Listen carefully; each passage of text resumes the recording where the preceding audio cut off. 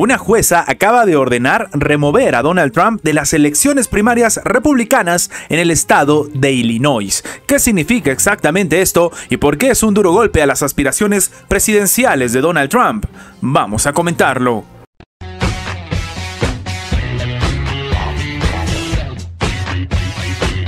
Una jueza de Estados Unidos ha ordenado remover al expresidente Donald Trump de las boletas de votación para las elecciones primarias republicanas en el estado de Illinois. Esto ha informado el diario Chicago Sun-Times. Ahora, según dice el medio, la jueza Tracy Porter del condado de Cook ha ordenado a la Junta Electoral del estado de quitar a Trump de la lista para las primarias del 19 de marzo, aunque dejó su orden en suspenso hasta el viernes 1 de marzo, previendo que obviamente exista una apelación por parte de Donald Trump. Illinois se convierte así en el tercer estado en vetar al exmandatario de las boletas para las elecciones primarias. Esto de cara a los comicios presidenciales que se van a realizar en noviembre de este año. Lo que se está buscando con las primarias, para que se entienda, es determinar quién va a ser el representante tanto de los republicanos como de los demócratas. Ya en diciembre del 2023, Colorado descalificó a Trump de las primarias por su papel en el asalto al Capitolio, aunque unos días después la Secretaría de Estado de la propia entidad decidió mantenerlo en las boletas, tras una apelación de la rama estatal del Partido Republicano. A finales del mismo mes, Maine anunció que prohibiría al expresidente presentarse en las internas republicanas, también por el papel en los incidentes del Capitolio el 6 de enero del 2021. Obviamente Donald Trump va a seguir la misma estrategia y va a apelar la orden para quitarlo de las primarias. Y sí, esto para algunos expertos realmente no es algo tan negativo para el expresidente, porque sigue con el argumento de que es una persona que va contra el estado actual, el famoso, como algunos lo llaman, el estado interno, el estado profundo de Estados Unidos, que manejaría la estrategia en las sombras, como algunos consideran, y que de hecho algunos han incluso calificado que Biden es parte de ese estado profundo. Sin embargo, lo cierto es que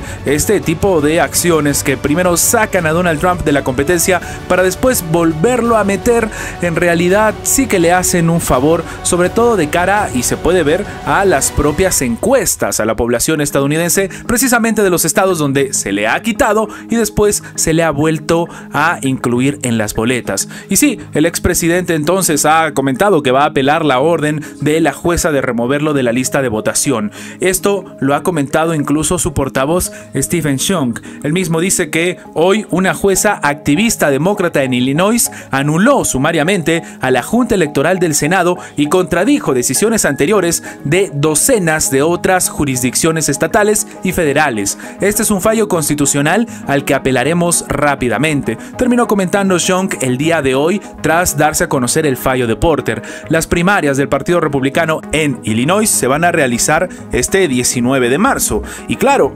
obviamente, viendo la respuesta del propio portavoz de Donald Trump, se demuestra cuál es la estrategia del exmandatario republicano, que en este escenario está buscando una reelección y se está basando en parte de su estrategia en esto, en decir que es un perseguido político, en que las acciones que se están tomando es evidentemente bajo mandato, sobre todo de los demócratas. Acabamos de comentar como dicen que la jueza es básicamente una activista demócrata, lo cual demuestra que estamos en una pugna política bastante fuerte dentro de Estados Unidos y sobre todo tomando en cuenta lo que sucede en el entorno mundial. Hemos visto cómo el propio Joe Biden, para algunos, le está costando la carrera electoral, sobre todo lo que está sucediendo en Israel, y aparentemente, al menos Donald Trump está sabiendo ejecutar su propia estrategia mientras se le siguen cerrando algunas puertas y después las consigue abrir, por así decirlo. La fiscal Ana Hidalgo presentó su dictamen acusatorio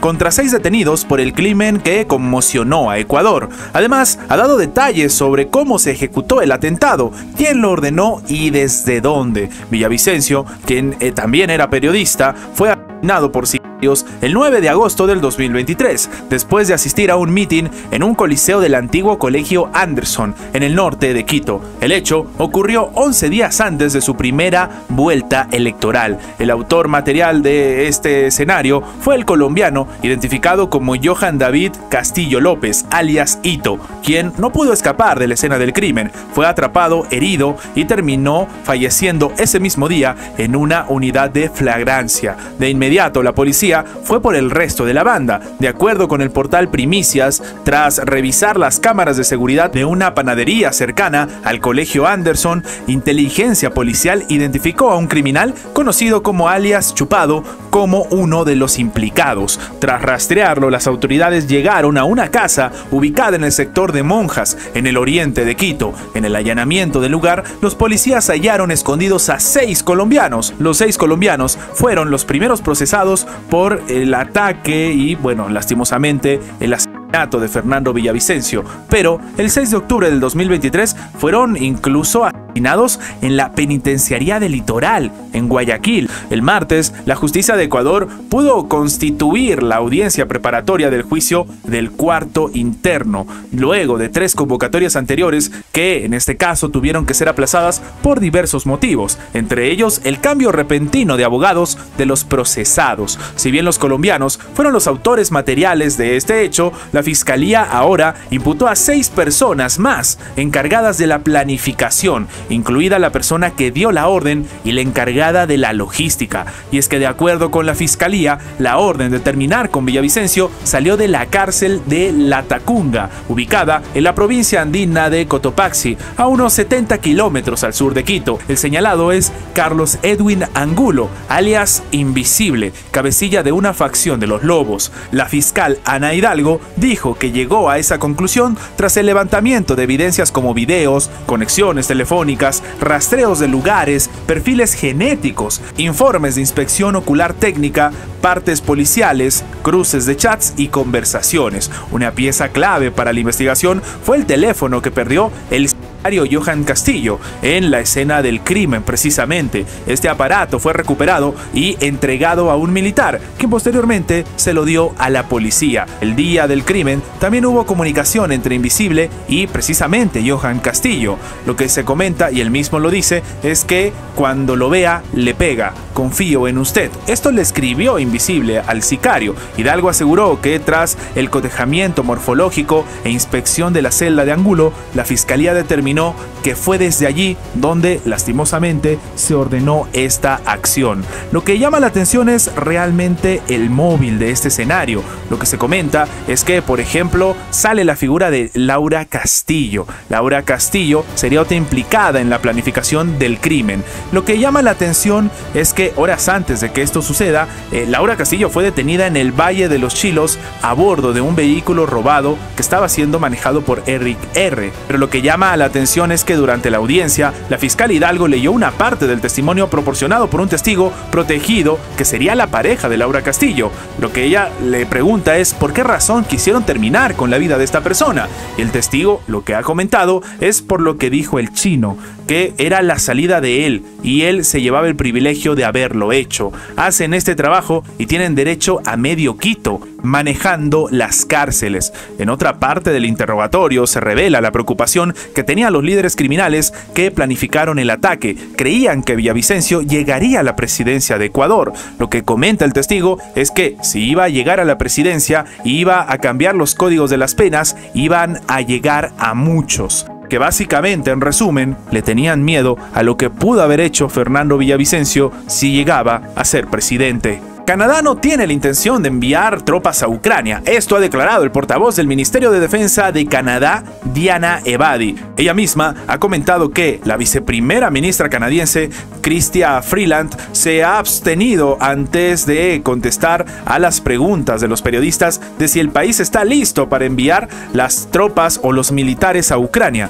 y solo afirmó que las autoridades canadienses apoyan a Kiev, capacitando a sus soldados y de otra manera. Como miembro de la OTAN, Canadá no tiene planes de desplegar sus tropas en Ucrania, terminó declarando Ebadi al diario Toronto Star. El propio presidente francés Emmanuel Macron ha generado una conmoción precisamente con sus palabras. Él declaró al término de una conferencia en París sobre Ucrania que los líderes de los países occidentales abordaron la posibilidad de enviar tropas terrestres a Kiev. Macron dijo que no se logró un consenso sobre este aspecto, pero que la situación podría cambiar. Sin embargo, lo que llama la atención es que han tenido que salir países que son precisamente aliados a desmentir un poco al presidente francés, a decir que no, que para nada, que ellos no tienen pensado mandar tropas a Ucrania. Estados Unidos y la OTAN, según ha dicho el canciller ruso Sergei Lavrov, por ejemplo, participan directamente en el conflicto en Ucrania, no solo mediante el suministro de armas, sino también mediante la capacitación de personal en territorio del Reino Unido,